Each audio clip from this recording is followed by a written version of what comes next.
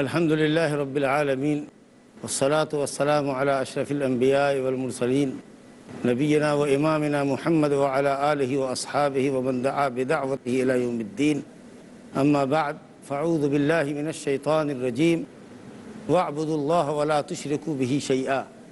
محترم حاضرین، ابھی آپ کے سامنے سورہ نساء کی آیت نمبر 36 کا ایک ٹکڑا پڑھا گیا جس میں اللہ رب العالمین کے خالص حق کا بیان ہے۔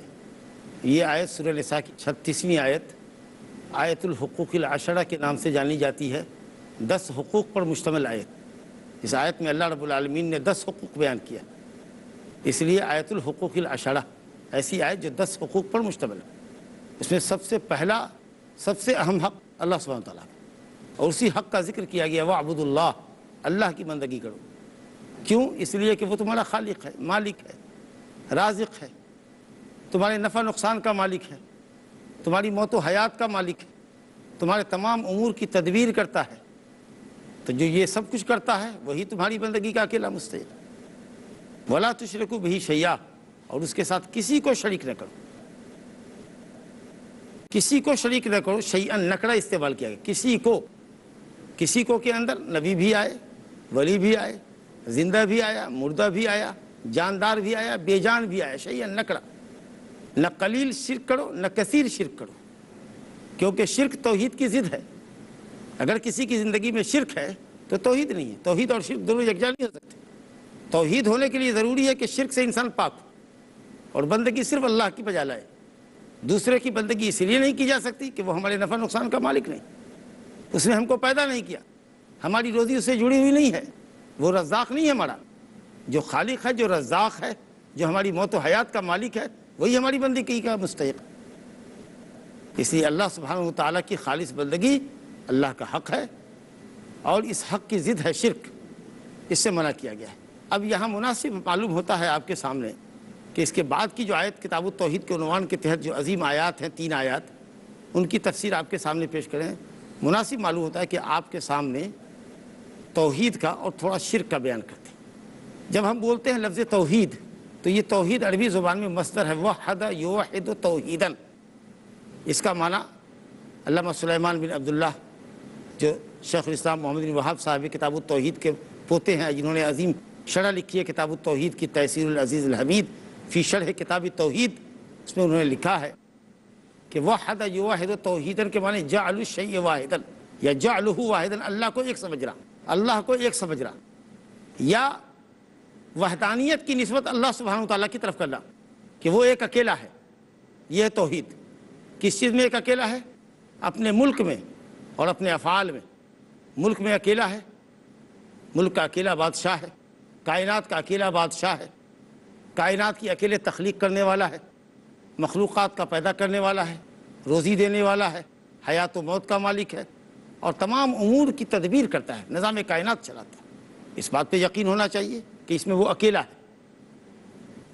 اسی طریقے سے اللہ رب العالمین اپنے ناموں میں، اپنی صفتوں میں اکیلا ہے، اس کی ذات یگانہ و یکتا ہے، اور جو نام اور جو صفات اس کے ہیں اس کے مثل بھی کسی کے نام اور صفات نہیں۔ اور تیسری اہم چیز یہ ہے کہ اللہ رب العالمین کو اس کی بندگی میں ایک اکیلا سمجھنا۔ تو اللہ کو ایک سمجھنے کا مطلب اللہ کو اس کے ملک میں، اس کے افعال میں ایک سمجھنا، اللہ کو اس کی ذات میں اور اس کے ناموں اور صفتوں میں ایک سمجھنا، اور اللہ رب العالمین کو اس کی بندگی میں ایک اکیلا سمجھنا۔ یہ توحید ہے۔ اب اس طریقے سے علماء عقیدے نے توحید کی 3 قسم بتائی: توحید ربوبیت، توحید الاسماء والصفات، اور توحید الوہیت، توحید عبادت۔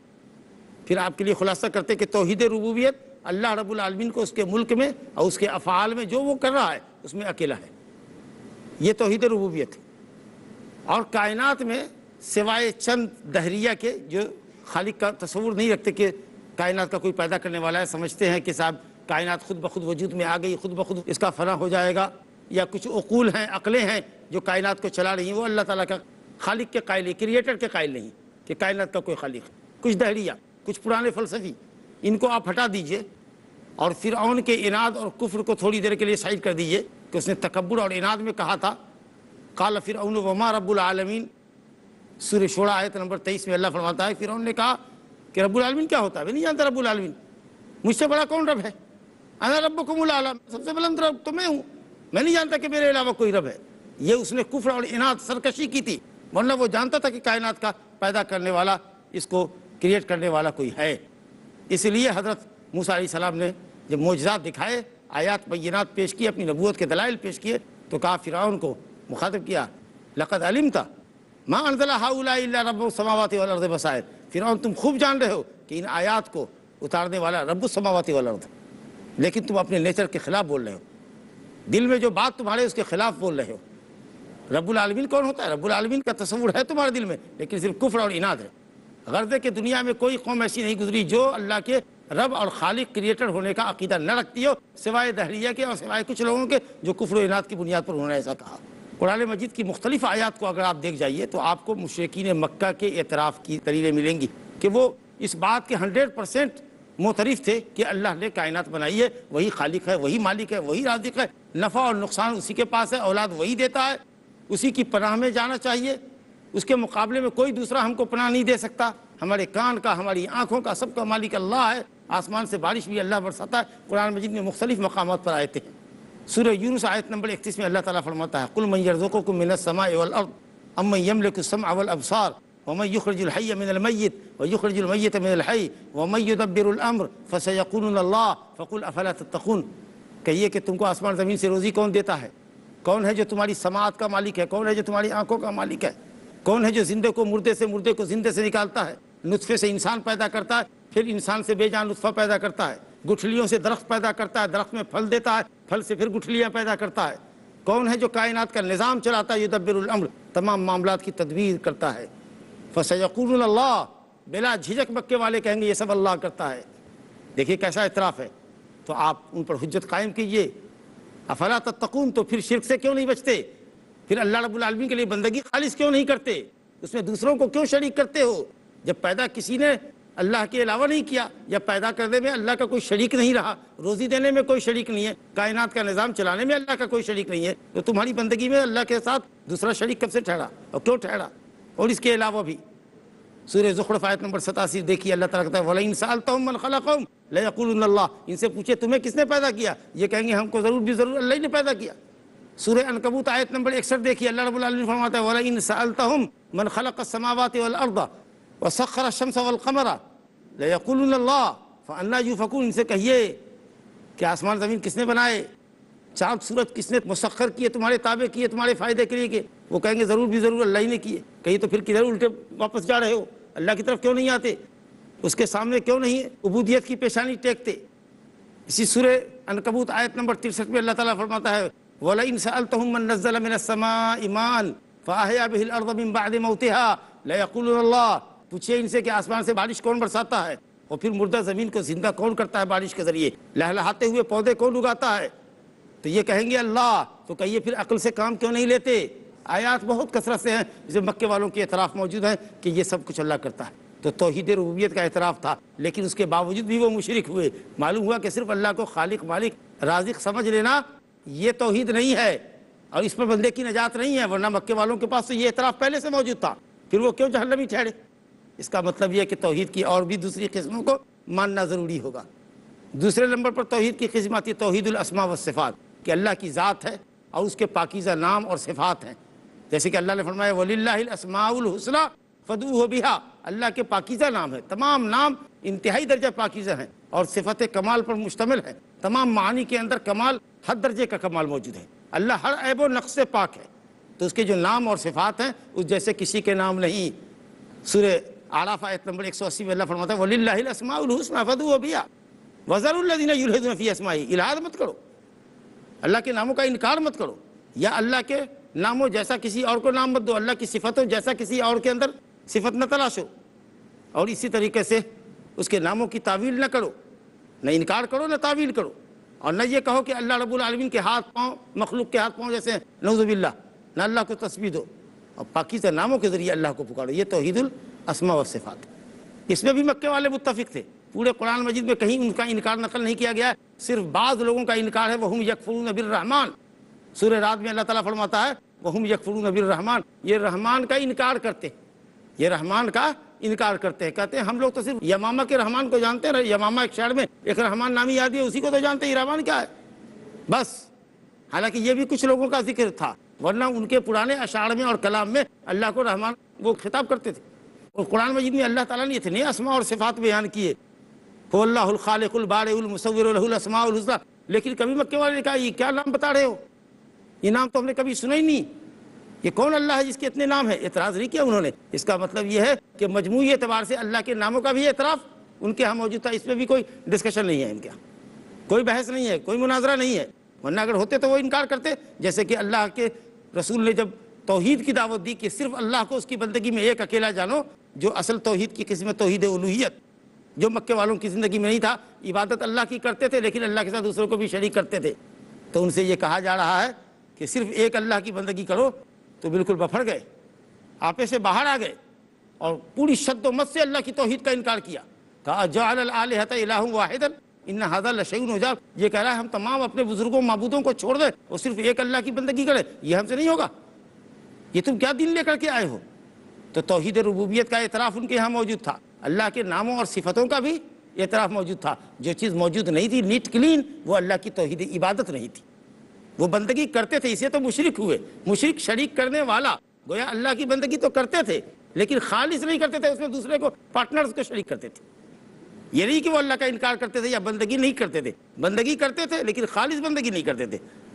تو معلوم یہ ہوا کہ اگر کوئی اللہ کی بندگی کرے, نظر و نیاز اللہ کے نام کی عبادت ہے لیکن اس میں غیروں کے نام کی چڑھا دے. اللہ کو مصیبت میں پکارے اور مصیبت میں غیروں کو بھی پکارے. اسی طریقے سے اللہ پہ بھروسہ کرے اور دوسروں پہ بھی بھروسہ کرے. اللہ سے امید رکھے, دوسروں سے بھی امیدیں رکھے. اس طرح کے جو بھی کام ہیں یا جو بھی عبادت ہے, اگر اس میں وہ دوسروں کو شریک کرتا ہے, اللہ کے لیے تو کرتا ہی ہے لیکن دوسروں کو بھی پارٹنر بناتا, سمجھو مشرک ہے. یہی مکے والوں کا شرک تھا.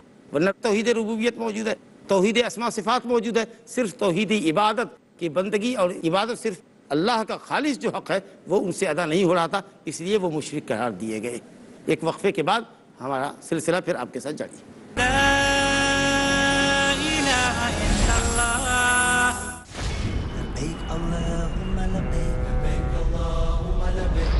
مینا کی قربانی لبیک لا شریک لک لبیک لا شریک لک لبیک میدان عرفات کی عبادتیں لبیک اللہم لبیک خانہ کعبہ کا طواف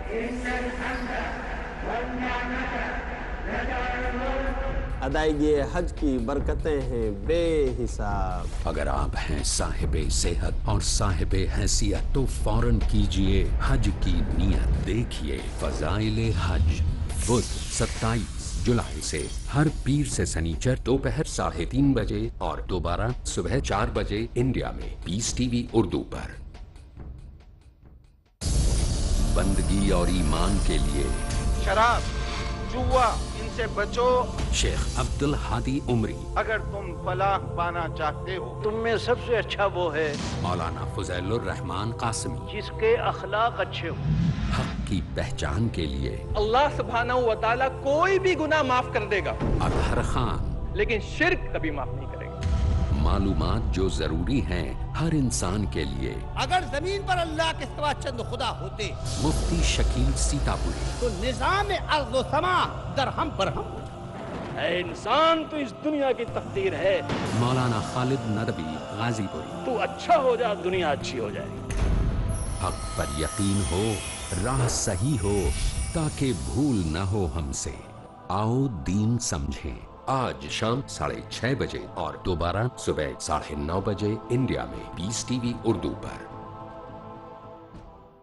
جھوٹ کا اندھیرا کتنا ہی گہرا کیوں نہ ہو, سچائی کی ایک کرن سے مٹا دینے کے لیے کافی ہے. ہر پہلو, ہر نظریہ, ہر نقطہ سچ کا. ہر دم, ہر پل, ہر لمحہ سچ کو پیش کرنے کی جستجو. آئیے میرے ساتھ اور حق کو جانیے. عالم انسانیت کے لیے سچائی کی روشنی. ڈاکٹر ذاکر نائک پیش کریں گے اظہار حق. آج رات 10 بجے اور دوبارہ صبح 8:30 بجے انڈیا میں پیس ٹی وی اردو پر.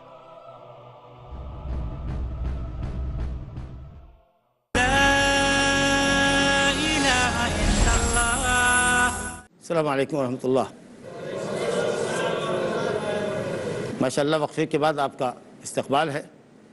ہم آپ سے گفتگو توحید کی قسموں کے متعلق کر رہے تھے اور آپ سے یہ عرض کر رہے تھے کہ جب تک توحید ربوبیت اور توحید اسماء و صفات کے ساتھ اللہ سبحانہ وتعالیٰ کے لیے خالص بندگی کا عقیدہ دل میں پختہ نہ ہو اور لا الہ الا اللہ، اللہ کے سوا کوئی معبود برحق نہیں ہے، اس کا اعتراف زبان پہ نہ ہو اور آپ کے عمل اور سلوک سے اللہ کی وحدانیت ثابت نہ ہو، اس وقت تک آپ مومن موحد نہیں ہو سکتے۔ تو آج بھی اگر کوئی یہ کہے کہ صاحب ہم نظر و نیاز غیر اللہ کے نام کی چڑھاتے ہیں لیکن خالق تو اللہ ہی کو مانتے، رازق تو اللہ ہی کو مانتے، مارنے والا جلانے والا تو اللہ ہی کو مانتے، ہم مشرک کیسے ہوئے؟ تو ہم ان سے بڑے ادب کے ساتھ یہ کہتے ہیں کہ یہی سارا ایمان اور عقیدہ مشرکین مکہ کا بھی تھا، لیکن بندگی چونکہ اللہ کے لیے خالص نہیں تھی اس لیے وہ مومن موحد نہیں کہلائے، مشرک کہلائے۔ اور رب العالمین نے فرمایا وَمَا يُؤْمِنُ أَكْثَرُهُم بِاللَّهِ إِلَّا وَهُم مُشْرِكُونَ، ان میں کہ اکثر لوگ جو مومن ہونے کا دعویٰ کرتے ہیں یعنی اللہ تعالیٰ کو رب خالق مانتے ہیں لیکن وہ مشرک ہیں کیونکہ بندگی اللہ کے لیے خالص نہیں کرتے۔ رب العالمین نے توحید کی ان تینوں قسموں کا ذکر ایک آیت میں کیا ہے، سورہ مریم آیت نمبر 65 میں اللہ تعالیٰ فرماتا ہے رب السماوات والارض وما بینہما، اللہ تعالیٰ زمین آسمان کا اور درمیان کی تمام چیزوں کا رب ہے، کریٹر ہے، خالق ہے، مالک ہے، رازق ہے، تدبیر کرنے والا، یہ توحید ربوبیت۔ رب السماوات والارض وما بینہما فاعبدہ واستبر لعبادتہ، اسی رب السماوات والارض کی خالص بندگی کرو اور اس کی خالص بندگی پر جمے رہو، ڈٹے رہو۔ یہ توحید عبادت، توحید الوہیت۔ اور اس کے بعد فرمایا ہل تعلم لہ سمیہ، کیا اس کے ناموں جیسا کسی نام والا جانتے ہو؟ کیا کسی کو اللہ کے نام اور صفتوں جیسا کسی کو جانتے ہو؟ نہیں، یعنی اللہ کے ناموں اور صفتوں جیسا کوئی بھی نہیں۔ یہ توحید الاسماء والصفات ہوا۔ تو یہ توحید کی تینوں قسمیں تھیں جن کا بیان آپ کے سامنے آیا، اور عجیب اتفاق ہے توحید کی تینوں قسموں کے اندر شرک بھی لوگوں نے کیا، باوجود اس کے کہ اللہ رب العالمین کی ربوبیت کا اعتراف مجموعی اعتبار سے دنیا کی ہر قوم کے اندر موجود تھا۔ لیکن جیسے میں نے آغاز کلام میں آپ سے کہا کہ کچھ لوگوں نے کبر و اراد کی بنیاد پر اللہ کی ربوبیت کا انکار کیا۔ یہ شرک اور کفر کی انتہا ہے کہ یہ کہے کہ کائنات کا کوئی پیدا کرنے والا ہی نہیں ہے، جیسے فلسفی لوگ کہتے ہیں کہ اللہ تعالیٰ یا کوئی بھی کائنات کا خالق نہیں ہے، کائنات خود سے وجود میں آ گئی۔ ایک مکان وجود میں نہیں آ سکتا، ایک کشتی بغیر چلانے والے کشتی نہیں چل سکتی، نہر میں، ندی میں، سمندر میں، اتنی بڑی کائنات بغیر چلانے والے کی کیسے چل سکتی؟ تو یہ فرعون نے بھی کہا تھا وما رب العالمین، اور یہ دہڑیہ لوگوں نے بھی کیا۔ اور اسی طریقے سے عقیدہ وحدت الوجود کے کائنات میں صرف ایک ہی وجود ہے، ایک ہی وجود ہے، کوئی دوسرا وجود نہیں ہے، وہی اللہ ہے، بس ایک ہی وجود ہے اللہ کا جو مختلف شکلوں کے اندر پایا جاتا ہے۔ تو گویا وہی خالق ہے، وہی مخلوق ہے۔ تو یہ نظریہ بھی اللہ کی ربوبیت کے نظریے سے حد درجہ ٹکراتا ہے اور کفر کی سب سے گھناؤنی قسم ہے یہ عقیدہ وحدت الوجود۔ اور اسی طریقے سے توحید ربوبیت کے اندر ایک شرک یہ ہے کہ اگر آپ یہ سمجھ رہے ہیں کہ اللہ رب العالمین خالق ہے، مالک ہے، رازق ہے، تو اسی طریقہ کا نظریہ دوسروں کے متعلق بھی کر لے۔ جیسے کہ آج غلو پسند کچھ لوگ ہیں اس امت کے جو یہ کہتے ہیں کہ اللہ رب العالمین نے کائنات چلانے کی اختیارات اپنے بزرگ بندوں کے درمیان تقسیم کر دیے۔ تو گویا کہ اللہ رب العالمین ہی اکیلا رب نہیں ہے بلکہ اختیارات میں اس نے دوسروں کو بھی شریک کر لیا ہے یا حصے داری دے دی ہے یا اختیارات دے دیے ہیں جی، لہٰذا وہ بزرگان دین نظام کائنات چلا رہے ہیں، کوئی ہوا چلانے پر معمور ہے، کوئی بارش برسانے پر ہے، کوئی اولاد دینے پر ہے، جس طریقے سے غیر مسلموں کے یہاں یہ نظریہ ہے۔ تو اس طریقے سے یہ سمجھنا کہ اللہ رب العالمین تو کائنات چلا رہا ہے لیکن کائنات میں دوسرے بھی تعاون کر رہے ہیں کائنات کے اندر، یہ عقیدہ بھی توحید ربوبیت کے اندر شرک ہے۔ اسی طریقے سے توحید الاسماء والصفات کے اندر نظریہ شرک کا کیسے آیا؟ کچھ لوگوں نے کہا کہ اللہ رب العالمین کے لیے نام اور صفات تو ہیں لیکن اس کے نام اور صفات مخلوق جیسے ہیں۔ اللہ کے لیے ہاتھ ہے لیکن کیسا؟ بندوں کے جیسا، نعوذ باللہ۔ پاؤں ہے لیکن نعوذ باللہ بندوں کے جیسا۔ تو اللہ رب العالمین کو اس کے بندوں سے تشبیہ دینا یہ شرک فی الاسماء والصفات ہوا۔ کچھ لوگوں نے کہا بھئی اللہ تعالیٰ کے لیے نام اور صفت ثابت کرتے ہیں تو سوال اٹھتا ہے کہ کیسا ہاتھ ہے، کیسا پاؤں ہے، کیسی آنکھیں ہیں اس کی، یہ کیسا کا سوال کر کے گڑبڑ کرتے۔ اگر پوچھا جائے اللہ کی ذات کیسی ہے تو یہی سوال کرنے والے کہیں گے ذات کا علم نہیں ہے، تو ہم کہیں گے کہ کیسا کا علم ہمارے پاس نہیں ہے، کیسی آنکھ ہے، کیسا ہاتھ ہے، کیسا پاؤں ہے، یہ ہمارے پاس علم نہیں ہے۔ بس قرآن اور حدیث میں جو اللہ تعالیٰ کے نام اور صفت آئے ہیں اس کو اس کے حقیقی معنی پر دیکھو، عربی زبان میں اس کا کیا معنی ہے۔ ید مانے ہاتھ ہے، رجل مانے پاؤں ہے، عین مانے آنکھ ہے، سم مانے کان ہے، بصارت ہے، سماعت ہے۔ تو جو چیز ہے اس کو آپ بلا کیفیت کے اور بلا اس کی صفت بیان کیے ہوئے، بغیر اس کی کوئی مثال بیان کیے ہوئے آپ اس پر ایمان لے آئیے، معاملہ ختم ہے۔ اللہ عرش پہ مستوی ہے، بلند ہے، کیسے بلند ہے؟ یہ کیسے کا سوال کیجیے گا، گمراہ ہو جائیے گا۔ تو یہ سمجھ کر کے کچھ فرقوں نے اللہ کے ناموں اور صفتوں کا انکار کر دیا۔ جس طریقے سے کچھ لوگوں نے کہا کہ اللہ کے لیے صفات ہیں، اور صفات کیسی ہے؟ مخلوق جیسی، یہ مشبہہ کہلاتے ہیں، اللہ کی صفتوں کو مخلوق سے تشبیہ دینے والے۔ جس طریقے سے یہ مشرک ٹھہرے، اسی طریقے سے اللہ کو پاک کرنے میں کہ اللہ تعالیٰ مخلوق جیسا نہیں ہے، اس میں اتنا غلو کیا کہ اللہ کے پاکیزہ ناموں اور صفتوں کا انکار کر دیا۔ جبکہ اللہ تعالیٰ دونوں فرقے پر رد کرتے ہوئے فرماتا ہے لیس کمثلہ شیء وہو السمیع البصیر، اللہ کے جیسا کوئی نہیں ہے، لیکن وہ سننے والا بھی ہے، دیکھنے والا ہے۔ تو کوئی نہیں ہے اللہ کے جیسا، مثلیت کی نفی کی اور صفتوں کو ثابت کیا کہ وہ سننے والا اور دیکھنے والا ہے۔ تو آپ کو نام اور صفات ثابت کرنا ہے، ہاں مثل جیسا، اس جیسا کوئی نہیں ہے، اس کا انکار کرنا ہوگا۔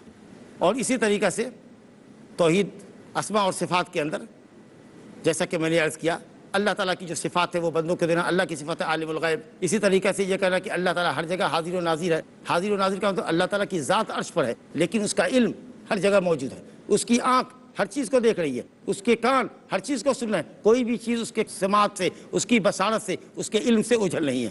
اگر کوئی یہ کہے کہ نہیں بزرگان بھی ہر جگہ موجود ہیں، نبی صلی اللہ علیہ وسلم بھی ہر جگہ موجود ہے، تو اب یہ صفت کے اندر مشارکت اور شبہ ہو جائے گی۔ اسی طریقے سے اللہ کی توحید عبادت جو اصل توحید ہے، اور جس کو مانے بغیر، نیٹ کلین توحید کو مانے بغیر کوئی شخص مسلمان ہو ہی نہیں سکتا، اس کے اندر بھی شرک ہو گیا۔ اللہ کے علاوہ کی پکار ہے، اللہ کے علاوہ سے امیدیں ہیں، اللہ کے علاوہ کے اوپر بھروسہ ہے، اللہ کے علاوہ کے لیے طواف ہے، اللہ کے علاوہ کے لیے دوسری اور چیزیں ہیں جی۔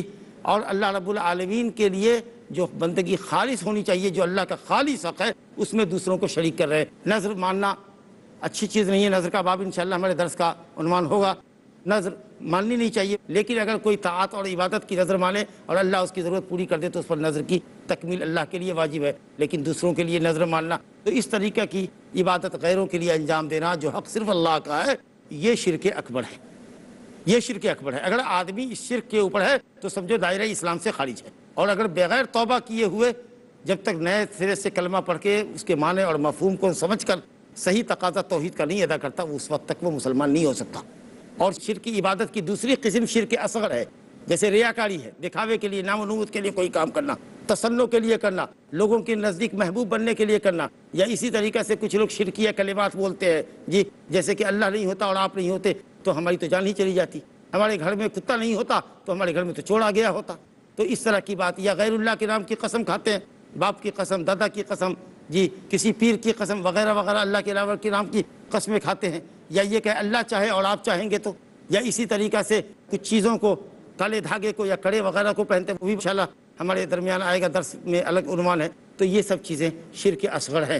تو اللہ تعالیٰ کی توحید میں یعنی جو بندگی ہے، بندگی کو اگر اللہ کے علاوہ کے لیے آپ انجام دیتے ہیں تو شرک اکبر، لیکن ریاکاری، نام و نمود کرتے ہیں، یا غیر اللہ کے نام کی قسم کھاتے ہیں، یا اس طریقے سے کسی ایسی چیز کو اپنے لیے ذریعہ شفا سمجھتے ہیں جس کو اللہ نے ذریعہ شفا نہیں بنایا ہے، تو یہ شرک اصغر ہے۔ بہرحال اللہ تعالیٰ کی توحید جب تک تینوں قسموں کے ساتھ مکمل نہ ہو، توحید ربوبیت، توحید اسماء و صفات، جس میں عام طریقے سے کوئی اختلاف نہیں تھا، اصل میں جھگڑا جو تھا نبیوں کا ان کی قوموں کے ساتھ یا ایمان والوں کا کافروں کے ساتھ، وہ توحید عبادت کے اندر ہے کہ بندگی صرف خالص اللہ کے لیے ہونی چاہیے، اور جب تک یہ نہیں ہوتا ہے اس وقت تک آدمی مومن اور موحد نہیں ہو سکتا۔